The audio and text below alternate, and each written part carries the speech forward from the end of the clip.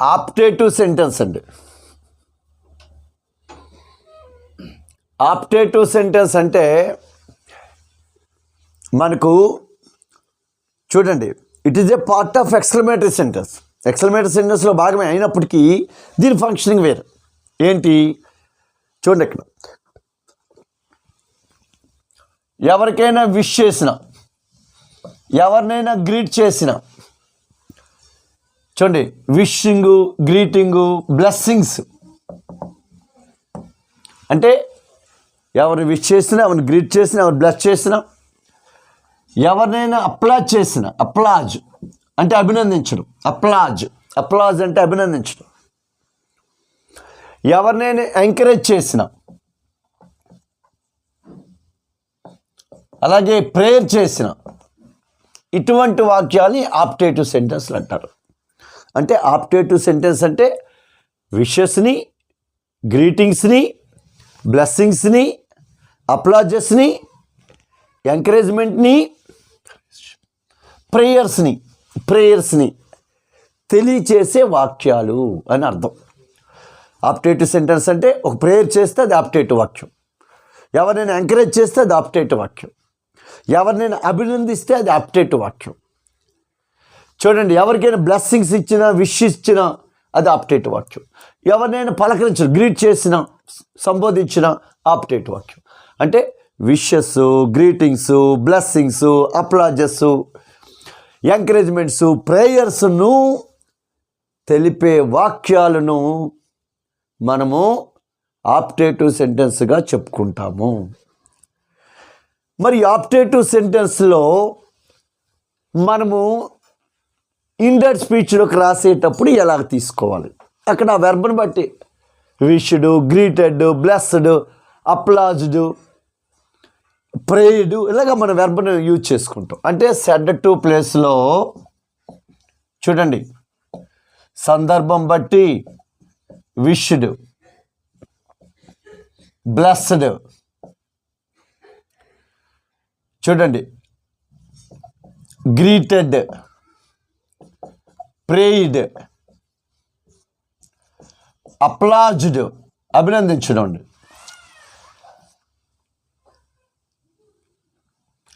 Congratulated అభినందించినప్పుడు చూడండి congratulated, thanked ఇలాంటి verbs ఉపయోగిస్తూ ఉంటాం. విష్డ్ అని, బ్లెస్డ్ అని, గ్రీటెడ్ అని, ప్రేయిడ్ అని, అప్లాజ్డ్ అని, కంగ్రాచులేటెడ్ అని, థ్యాంక్డ్ అని అక్కడ సందర్భం బట్టి అక్కడ ఏదైతే ఉందో ఆ వెర్బ్ని యూజ్ చేసుకుంటాం. ఈ వెర్బ్లు యూజ్ చేసుకుంటామండి. మరి ఇవి కూడా ఎక్స్క్లమేటరీ వాక్యంలో భాగం కాబట్టి కొటేషన్లు ఏదైనా సెంటెన్స్ ఉంటే దట్ పెట్టి కలుపుతాం. సెంటెన్స్ ఏదైనా ఉంటే, కానీ ప్రేజ్ ఏదైనా ఉంటే దట్ అక్కర్లేదు. పూర్తి సెంటెన్స్ ఉంటే దట్ పెట్టి కలపాలి. ప్రేజ్ ఉంటే దట్ అక్కర్లేదు. ఉదాహరణకు ఒక ఎగ్జాంపుల్ చెబుతాం. చూడండి, he said to good morning, he said to me good morning, good evening, good night ఇలాంటివి అంటాడు. చూడండి ఇక్కడ, అంటే ఇక్కడ మనకి గుడ్ మార్నింగ్ అనేది ఇదేమీ సెంటెన్సా అంటే కాదు, ఇది పూర్తి సెంటెన్స్ కాదు. ఎందుకంటే ఇందులో సబ్జెక్టు వెర్బ్ అవి లేవు. సబ్జెక్టు వెర్బ్ ఉంటే దట్ అని కంజంక్షన్ ఉపయోగించాలి, లేకపోతే అవసరం లేదు. గుర్తుపెట్టుకోండి, ఇక్కడ సబ్జెక్టు వెర్బులు ఉంటేనే దట్ అని కంజంక్షన్ ఉపయోగించాలి, లేకపోతే అవసరం లేదు. ఓకే, సరే అలా ఉంచండి. ఇక్కడ సెడ్ టు ఏమవుతుంది ఇప్పుడు చెప్పండి. వెర్బులో మనం చూసుకుంటే గుడ్ మార్నింగ్, గుడ్ ఈవినింగ్ అని ఎవరైనా మనల్ని పలకరించారంటే అర్థం ఏంటి? గ్రీట్ చేసినట్టు, లేకపోతే విష్ చేసినట్టు. అందుకే హీ గ్రీటెడ్ మీ, లేదా హీ విష్డ్ మీ. చూడండి ఇక్కడ he greeted me or wished me రాసుకోవాలి. ఎందుకంటే good morning, good evening, good night అనేవి కూడా విష్ చేయడం లేదా గ్రీట్ చేయడం. అందుకే అక్కడ సందర్భం బట్టి మనం వెర్బ్ రాసుకోవాలండి. అయితే ఇక్కడ వినండి, దట్ అనేది పెట్టాలా అంటే అవసరం లేదు. ఎందుకంటే ఇక్కడ లోపల సబ్జెక్టివ్ వెర్బ్తో పార్ట్ లేదు కాబట్టి. సబ్జెక్టివ్ వెర్బ్తో పార్ట్ ఉంటేనే దట్ పెట్టాలి. అందుకే మీరు ఏం చేయాలంటే ప్రేజ్ ఇస్తే బై సేయింగ్ అని రాసేసి, బై సేయింగ్ అని ఆ పదం రాసేయండి. గుడ్ మార్నింగ్, గుడ్ మార్నింగ్ అంటే బై సేయింగ్ అంటున్నాం. చూడండి, గుడ్ మార్నింగ్ అని చెప్పడం ద్వారా నన్ను గ్రీట్ చేశాడు. గుడ్ మార్నింగ్ అని చెప్పడం ద్వారా అతను నన్ను గ్రీట్ చేశాడు అని అర్థం. ఇంకా ఎగ్జాంపుల్ చూడండి. She said to me, she said to మీ,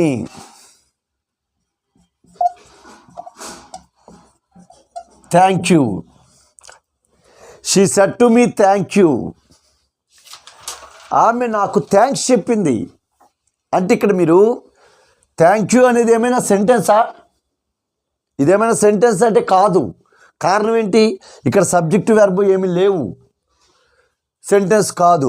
అలాంటప్పుడు ఇగో ఇదే థ్యాంక్ని కూడా వెర్బ్గా వాడేసుకోవచ్చండి. అందుకే థ్యాంక్ అనే వెర్బ్ని ఇలా వాడేసుకోండి. ఇక్కడ దీని ఆన్సర్ షీ థ్యాంక్డ్ మీ అంటే సరిపోతుంది, అంతే. థ్యాంక్ యూ ఇచ్చినప్పుడు ఆ థ్యాంక్నే వెర్బ్ కింద వాడేసుకోవచ్చు. ఇక్కడ ఇగో థ్యాంక్డ్ కూడా వెర్బ్గా వాడచ్చు కాబట్టి షీ థ్యాంక్డ్ మీ, ఆమె నా కృతజ్ఞత తెలియజేసింది. ఇంకోటి చూడండి. He said to her,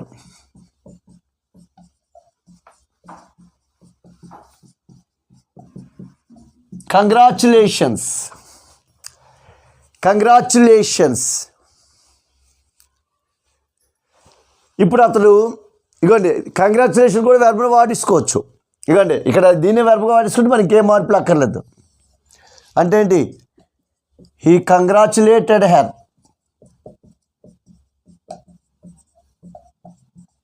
he congratulated her. చూసారు ఇక్కడ కంగ్రాచులేషన్స్, ఇది చూసారు వాక్యం కాదు కాబట్టి మనం ఏంటంటే ఇక్కడ దట్ అనే కంజంక్షన్ ఏమి పెట్టట్లేదు. ఒకవేళ కొటేషన్లో వాక్యం ఉంటే దట్ అనే కంజంక్షన్ పెట్టాలి.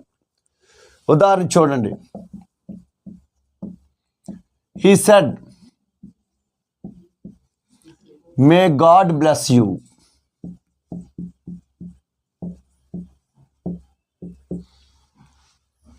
మే God bless you,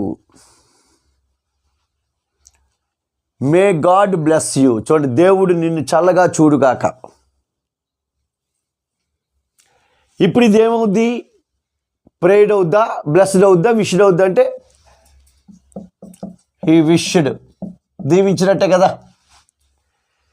he wished. ఇక్కడ సెట్ టు మీ కూడా రాసుకోండి, పర్లేదు. సెట్ టు మీ, అప్పుడు ఈ విష్డ్ మీ అవుతుంది. సెడ్ టు మీ రాసుకోండి, said to me, he wished me, he wished me. ఇప్పుడు చూడండి, కొటేషన్లో God subject, may bless verb, you object. అంటే subject God, may bless verb, subject verb ఉన్నాయన్నమాట. అందుకే ఇక్కడ దట్ అనే కంజంక్షన్ ఉపయోగించాలి, దట్ అనే కంజంక్షన్ ఉపయోగించాలి. అంటే ఏంటి? He wished me that, he wished me that. ఎందుకు దట్ వాడాము? వీటికి ఎందుకు దట్ వాడలేదంటే ఇక్కడ కొటేషన్లో ప్రేజులు ఉన్నాయి, ఇక్కడ కొటేషన్లో సెంటెన్స్ ఉన్నది. ఎలా తెలుసు? సెంటెన్స్ అంటే ఒక సబ్జెక్టు ఒక వెర్బు రెండు కనపడుతుంది. బ్లెస్ అనేది వెర్బ్ అండి. ఇక్కడ subject may bless verb, God subject. He wished me that, God ముందు సబ్జెక్ట్ రాయాలి. గాడ్, మే యొక్క రెండో రూపం మైట్ అండి. God might bless me, God might bless me, God might bless me. చూడండి ఇక్కడ గాడ్ మైట్ బ్లెస్ మీ. ఇంకో example చూడండి. He said may his soul rest in peace, rest in peace. He said may his soul rest in peace. ఎవరైనా చనిపోయినప్పుడు ఈ పదం వాడతాం. మే his soul rest in peace, may his soul rest in peace అంటే అతను ఆత్మకు శాంతి చేకూరుగాక, అతని ఆత్మకు శాంతి చేకూరుగాక అని అర్థం. అంటే ఇక్కడ అతను ఏం చేశాడు? విష్ చేశాడా, గ్రిట్ చేశాడా, బ్లెస్ చేశాడా, అప్లాజ్ చేశాడా, ఎంకరేజ్ చేశాడా, ప్రే చేశాడంటే భగవంతుని ప్రార్థించినట్టు. కాబట్టి హీ ప్రేయిడ్ దట్. చూడండి, ఇది ప్రేయర్ దట్ అంటే ఇప్పుడు ఎవరైనా చనిపోయినప్పుడు మనం ప్రేయర్ చేస్తాం, వాళ్ళు ఆత్మకు శాంతి చేకూరుకాక, అందుకే ప్రేయడ్ అని వెర్బ్ వాడాలి. మరి దట్ ఎందుకు పెట్టారంటే ఇది కూడా వాక్యమే. హిజ్ సోల్ సబ్జెక్ట్ ముందు రాయాలండి. మైట్ మేమేమో మైట్గా మార్చుకోవాలి. Rest in peace, rest in piece.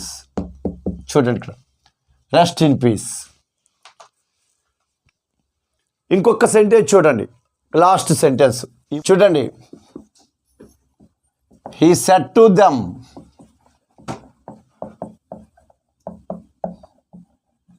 Well done boys.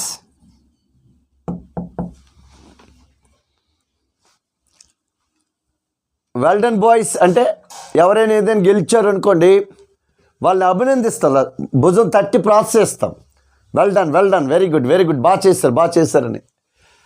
అప్పుడు ఇది ఏంటంటే హీ అప్లాడెడ్. చూడండి, అభినందించడం.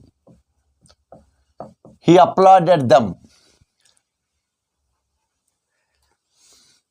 చూడండి, హీ అప్లాడెడ్ దమ్.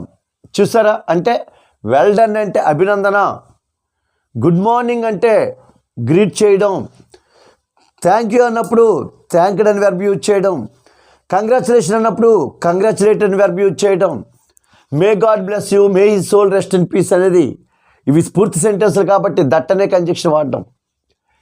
ఇప్పుడు చూడండి, అప్లాడెడ్ దీన్నే అభినందించడం, దీన్ని ఎప్రిషియేటెడ్ అని కూడా అనొచ్చు. ఎప్రిషియేటెడ్ అన్నా అప్లాడెడ్ అన్నా అభినందించు అని అర్థం. ఎప్రిషియేట్ చేశారన్నా అప్లాడ్ చేశారన్నా. దమ్ము అయితే ఇక్కడ బాయ్స్ అనేవాళ్ళు ఇక్కడ సబ్జెక్ట్గా తీసుకోవాలి. దమ్ అంటే వాళ్ళే బాయ్స్ అనమాట. అందుకే సబ్జెక్ట్గా దట్ పెట్టి the boys had done well అని అర్థం అనమాట. Had done well. చూడండి, he applauded them that the boys had done well.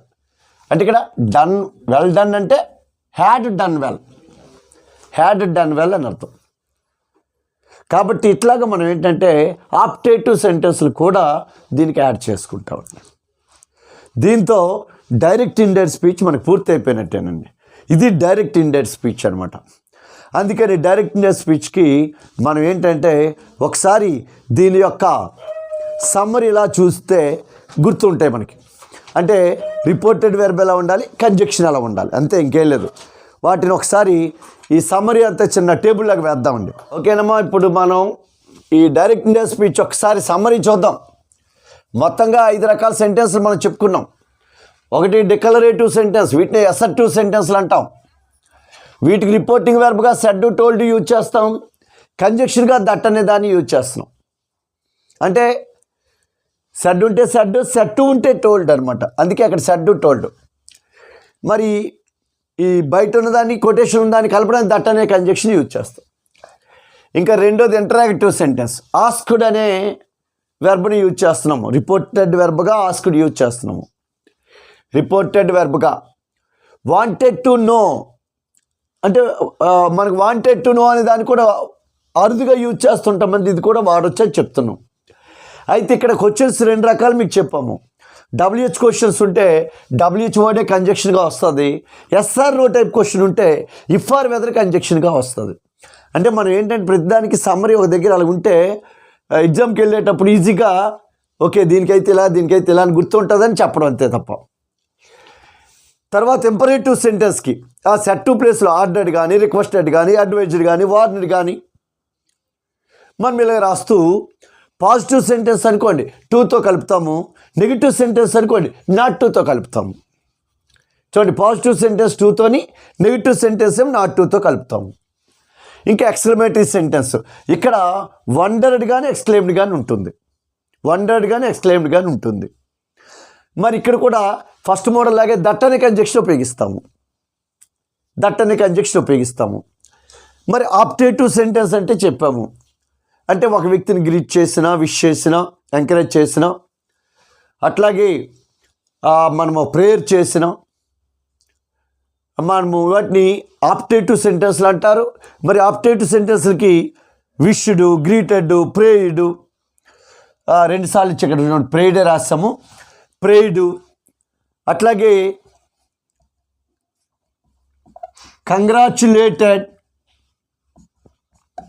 Congratulated మొదలగు వెర్బులు ఉపయోగిస్తాము. కొటేషన్లో కానీ ఒక క్లాజ్ ఉంటే దట్ అనే కంజంక్షన్ ఉపయోగిస్తాము. అంటే ఇవన్నిటికీ దట్టే. ఇవి చూసుకోండి. ప్రధానంగా మనకి ఈ 3 వస్తుంటాయండి కాంపిటేటివ్ ఎగ్జామ్లో. డిక్లరేటివ్, ఇంటరాగేటివ్, ఇంపరేటివ్ ప్రధానమైనవి. కాకపోతే మోడల్ పేపర్లో ప్రాక్టీస్ చేసినప్పుడు ఇవి కూడా ఉంటాయి కాబట్టి వీటిని కూడా చూస్తాం. కాబట్టి ఇది డైరెక్ట్ అండ్ ఇండైరెక్ట్ స్పీచ్.